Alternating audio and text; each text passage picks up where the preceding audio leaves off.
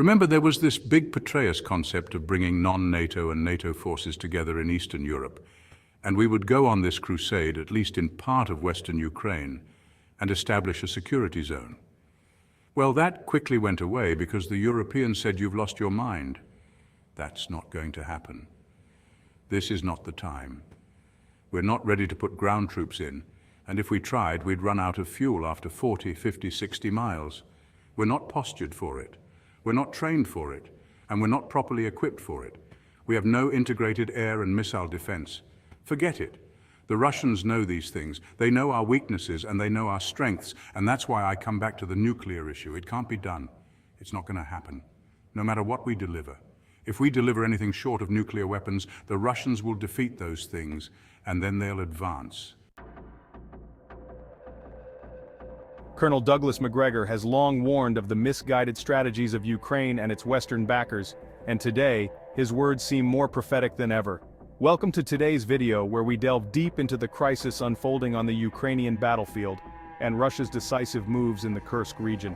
The stakes have never been higher. Stay tuned until the end, where we'll analyze how these battlefield developments are closely tied to unexpected twists in the American presidential race. Believe me, these aren't just battlefield updates. These are strategic shifts that will have global repercussions.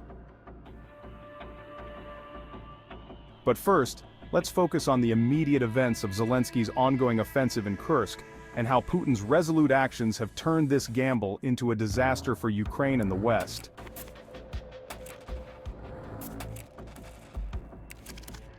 As Colonel Douglas Macgregor has often pointed out, Zelensky's tactical blunders have only played into Putin's hands. What was intended as a critical turning point for Ukraine has ended with President Zelensky being dramatically outmaneuvered by Vladimir Putin on the fronts of Kursk and Pokrovske. What initially appeared to be a bold move by Ukraine to gain a strategic advantage ahead of the US elections has turned into a catastrophe. Ukraine's Western-supplied armored vehicles now lie scattered across the Kursk battlefield, reduced to nothing but smoldering wreckage thanks to relentless Russian counterattacks. Ukrainian forces have been pinned down in Pokrovske and Kornevo, squandering precious resources that Zelensky can ill afford to lose at this critical juncture. These units were supposed to be the building blocks of a decisive Ukrainian push. Instead, they've become symbols of Zelensky's failing efforts. Kornevo was a particular disaster, with Ukrainian forces suffering heavy losses in manpower, equipment, and resources. As if that weren't bad enough, Forbes reported that Ukrainian troops have been brought to a complete standstill in Glushkovo in the last 24 hours, thanks to well-placed Russian minefields and devastating artillery strikes. The notion that this area was a weak point in Russia's defenses now seems laughable. Ukraine's failure in this location not only exposes their military shortcomings, but also highlights how ill-prepared they are for the long war that Putin is clearly prepared to wage. But the tragedy doesn't end there.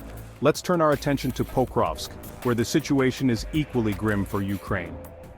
Colonel Douglas Macgregor has repeatedly emphasized the importance of understanding Russian military strategy, a point that Ukraine seems to have overlooked. On the Pokrovske front, Russia has made even more significant advances. Russian forces were able to capture Dolanivka and have been rapidly advancing towards Gradovka. These are not minor territorial gains. These are major blows to Ukrainian defensive lines. But it's not just about taking territory. Russia has strategically dismantled Ukrainian infrastructure, destroying a key bridge that once connected Pokrovske to Marvarod. This isn't the first bridge Russia has destroyed in this conflict. Their ability to systematically cut off Ukrainian supply lines is no accident. In fact, in the last 30 days alone, Russian forces have destroyed multiple bridges, all critical to Ukrainian military logistics. With each passing day that Ukraine doesn't have control, these vital links deepen their isolation, preventing supplies, reinforcements, and medical evacuations from reaching the front lines. Analysts now predict that if the momentum holds, the city will fall within weeks, perhaps even days, as Russian forces bear down on Pokrovske. With each blow, Russia moves closer to completely encircling Ukrainian forces in the region, creating an encirclement that, without outside intervention, Ukraine simply cannot break. But intervention from the West? That's becoming increasingly unlikely. Let's break down exactly why Zelensky's gamble in Kursk has failed so spectacularly. Zelensky entered the battle for Kursk with 5 primary objectives, all of which have now been dashed. The first and most important objective was to convince NATO to give the green light for long-range missile strikes deep inside Russian territory, a dream that is becoming more difficult to achieve with each passing day. His second objective was to force Russian troops to withdraw from Donetsk to defend Kursk. However, Putin saw through his bluff and instead focused on intensifying attacks in Donetsk, while tightening his grip around Pokrovske. Zelensky's third objective was to gain leverage for future negotiations, especially if Donald Trump were to win the upcoming US presidential election. However, with Trump's growing influence, Ukraine finds itself in a weaker negotiating position as the political climate in the US shifts towards isolationism. The fourth objective was to prove that Ukraine is still capable of launching an effective counteroffensive, which has been thoroughly debunked as Russia has exposed their military vulnerabilities on all fronts. Lastly, Zelensky aimed to demonstrate that Russia wouldn't meaningfully respond to Western-backed attacks. What he didn't anticipate, however, was the heightened Russian military presence and devastating air power that crushed his plans. Kursk is no longer a battlefield but a graveyard for Ukrainian ambitions. And let's not forget, while Zelensky was hoping to turn Kursk into a strategic victory, Putin's forces continued their brutal advance in Donetsk. In the last month alone, Russia has secured more territory in this key region and inched closer to the strategically important city of Pokrovske. But what's even more concerning for Zelensky and his Western backers is the escalating missile crisis that threatens to unravel the entire Ukrainian war effort. Why hasn't the West sent Ukraine the long-range missiles it so desperately needs? It's the question on everyone's mind. Is it because they're afraid of Russia, or is it because they simply don't have enough missiles to give? On September 14th, the Wall Street Journal published a significant statement from U.S. National Security Council spokesman John Kirby, stating that there had been no change in the Biden administration's stance on providing long-range missiles. While some factions within the U.S. government are pushing for escalation, it's the moderates who are holding the line for now. But the reality is, even if the West were to approve these weapons, would they really make a difference?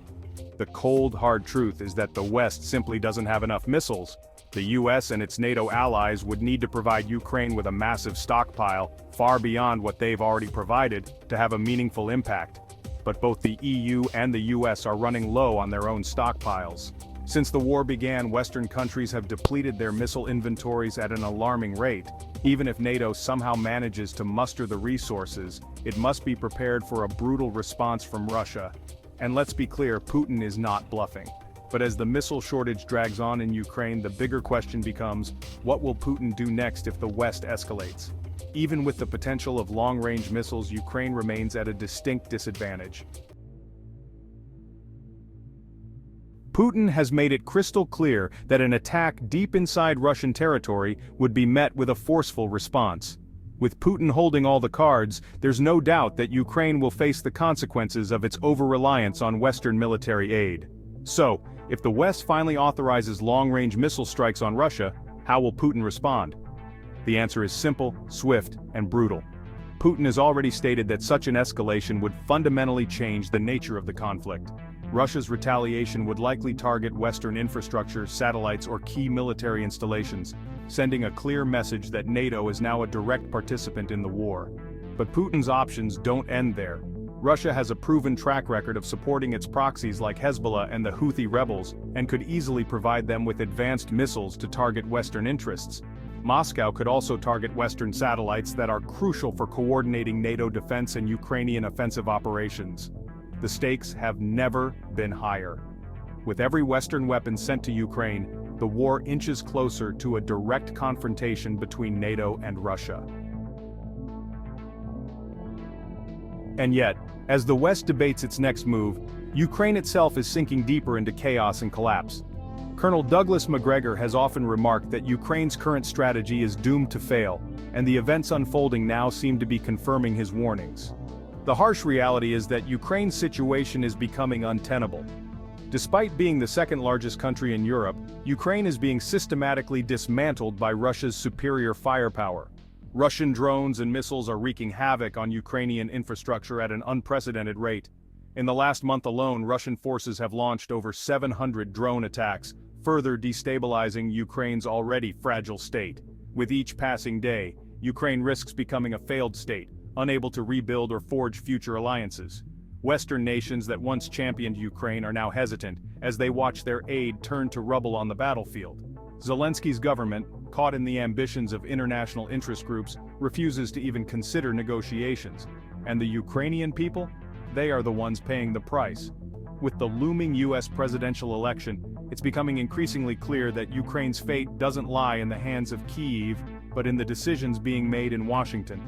As predicted by Colonel Douglas Macgregor, Ukraine's gamble in Kursk has ended in disaster, and the West's hesitation to provide missiles has left the country in an even more precarious position. In conclusion, today we've examined how Zelensky's ambitious strategy in Kursk has failed spectacularly, and how the West's decision on missile supplies has brought Ukraine to the brink of collapse. With the US election drawing near, the future of Ukraine remains more uncertain than ever. Thank you for watching. Don't forget to like, comment, and subscribe for more in-depth analysis on this ever-evolving conflict. We'll see you in the next